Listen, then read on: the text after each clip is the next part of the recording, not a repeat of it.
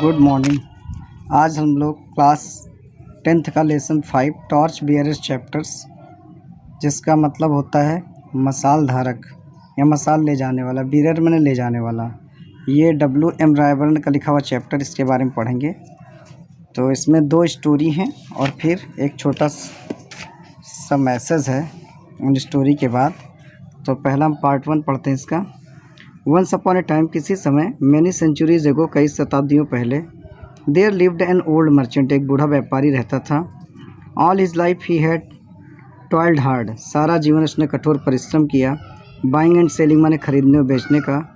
With the result that he had made a lot of money, जिसका परिणाम ये हुआ कि उसके पास बहुत अधिक पैसा हो गया।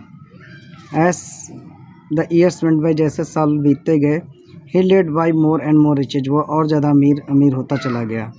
बट द डे केम, लेकिन एक दिन आया, व्हेन ही फेल्ट, जब उसने महसूस किया, that he had not long remain in this world, कि वह इस संसार में और ज़्यादा अब नहीं रहेगा। ही बिगन टू वंडर, उसने सोचना शुरू किया, what he should do with his money, उसे अपने पैसे का क्या करना चाहिए। नाउ ही हैड 2 सन्स, अब उसके 2 पुत्र थे। He made up in his mind, उसने अपने दिमाग में निश्चय किया, that he would not divide his money between them, वह अपना पैसा उनके बीच नहीं बांटेगा। But that he would give it all to one, बल्कि वो उससे पूरा पैसा दे देगा। Who proved himself too clever of the 2, जो दोनों में से अपने आप को ज़्यादा चालाक साबित कर देगा। The problem to solve was that, समस्या जो सॉल्व की जानी थी वो ये थी कि finding out which of the 2 sons was the cleverer, ये पाना कि दोनों पुत्रों में से कौन सा ज़्यादा बुद्धिमान या चालाक है। He decided to solve this problem by giving them a test, उसने इस समस्या को सॉल्व करने का निश्चय उनको एक टेस्ट देकर करने का निश्चय किया। कॉलिंग द यंग मैन, उन्होंने दोनों युवा व्यक्तियों को बुलाया। ही सेड टू देम, उसने उनसे कहा, हेयर आर 2 रुपीज़, ये 2 रुपये हैं। I want you to take 1 rupee each, मैं चाहता हूँ तुम में से प्रत्येक 1 रुपये ले। And then go out separately, और तब अलग अलग जाए। And buy something which will fill the house, और कुछ ऐसा खरीदे जिससे घर भर जाए। You are not to spend more than 1 rupee, तुम्हें 1 रुपये से ज़्यादा रुपये नहीं खर्च करना है। The 2 sons looked at him, दोनों पुत्रों ने उसकी ओर ऐसे देखा, as if he had taken leave of his sons, जैसे उसकी बुद्धि ने छुट्टी ले ली हो। How can we possibly buy enough of anything, कैसे किसी चीज़ को खरीदना संभव है, टू फिल द हाउस, इससे घर भर जाए, विथ ओनली 1 रुपी, 1 रुपये से। दे आस्क्ड देमसेल्व्स, उन्होंने अपने मन में कहा। And they were reluctant to pick up the rupees, वे पैसे उठाने के अनिच्छुक थे। But the old man insisted, लेकिन बूढ़े आदमी ने आग्रह किया, on their doing as she told them, कि वह वैसा ही करें जैसे उनसे बताया गया है। आप यू गिव अप, तुम जाओ। ही सेड, उसने कहा। And do not take too long over the business, और इस बिजनेस कार्य में ज़्यादा समय न लगाना। I expect you back in couple of days, मैं आशा करता हूँ कि तुम दोनों 2 दिन में लौट आओगे।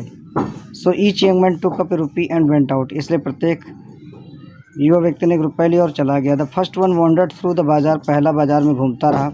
But nothing could he find which would in any way serve his purpose, लेकिन कुछ भी उसे ऐसा नहीं मिला जिससे उसका उद्देश्य पूरा हो जाए। All long he wandered about looking in all shops, सारा दिन वह दुकानों में घूमता हुआ तलाश करता रहा। But nothing could he find, लेकिन उसे कुछ ऐसा नहीं मिल सका। He became more and more certain, अब उसको और ज़्यादा निश्चित होता जा रहा था, that something had gone wrong with his father, कुछ ना कुछ उसके पिता के साथ गलत अवश्य हो गया है। He was about to give up his search in despair, उसने निराश होकर उसने अपनी खोज को बंद करने का निश्चय किया। When he saw a bullock cart with a load of है, जब उसने एक बैलगाड़ी सूखी घास से लदी हुई देखी। दैट लुक्स होपफुल, ये उसको आशापूर्ण लगा।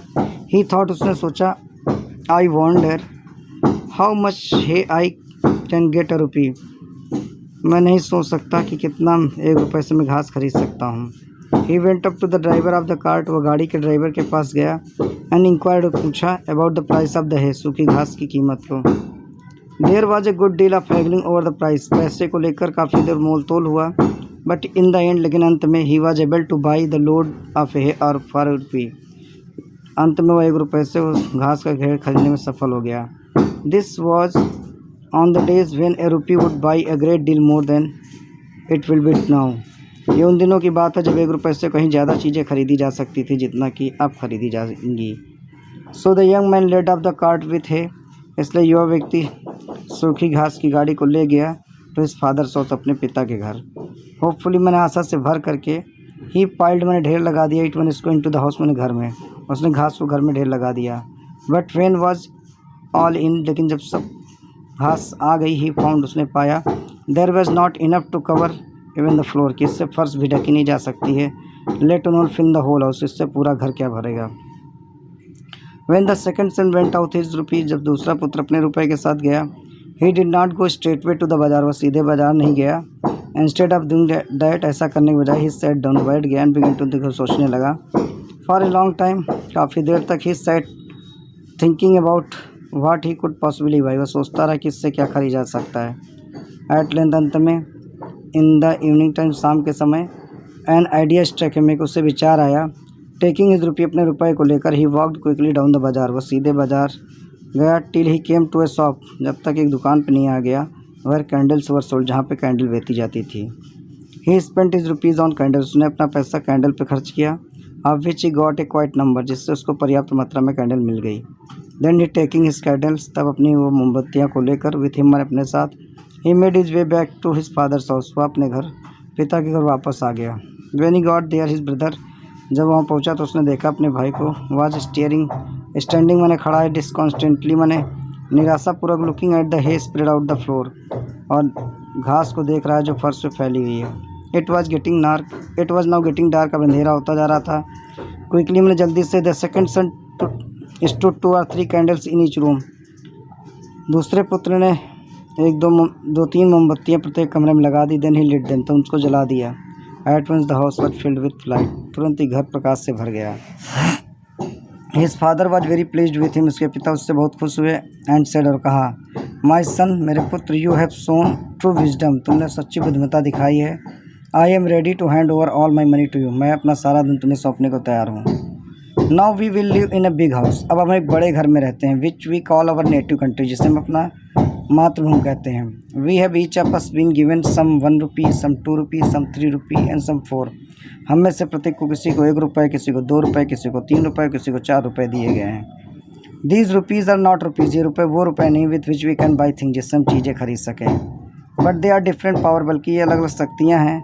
वी हैव बीन गिवन, जो हमें दी गई हैं। ईच ऑफ अस, हम में से प्रत्येक के पास, सच पावर्स ऑफ बॉडी, शरीर की शक्ति है, पावर्स ऑफ माइंड, दिमाग की शक्ति है, पावर्स ऑफ करेक्टर, चरित्र की शक्ति है। Each of us has strength, हम में से प्रत्येक के पास शक्ति है, टाइम है, इंटेलिजेंस है, विच कैन बी यूज, जिसका हम यूज कर सकते हैं। एस वी लीव स्कूल, जब हम स्कूल छोड़ते हैं, go out into the world, और संसार में जाते हैं। वी आर टेस्टेड, हमारी परीक्षा होती है, as to how we going to use that talents, कि हम अपनी टैलेंट्स को कैसे यूज करने जा रहे हैं। विच वी पजेस, जो हमारे पास है। Are we going to use them to buy useless hay, क्या हम उनका बेकार की सूखी घास खरीदने में करने जा रहे हैं। Are we going to use them to spread light throughout our houses, या पूरे देश में प्रकाश फैलाने में करने जा रहे हैं। दैट इज़ अवर कंट्री, जो हमारा देश है। If we are going to be good citizen, यदि हम अच्छे नागरिक बनने जा रहे हैं, then we shall use our powers and talents, तो हमें अपनी शक्ति और योग्यता को यूज करना होगा। To try spread light into all parts of our country, और कोशिश करनी होगी देश के हर भाग में प्रकाश को फैलाएं।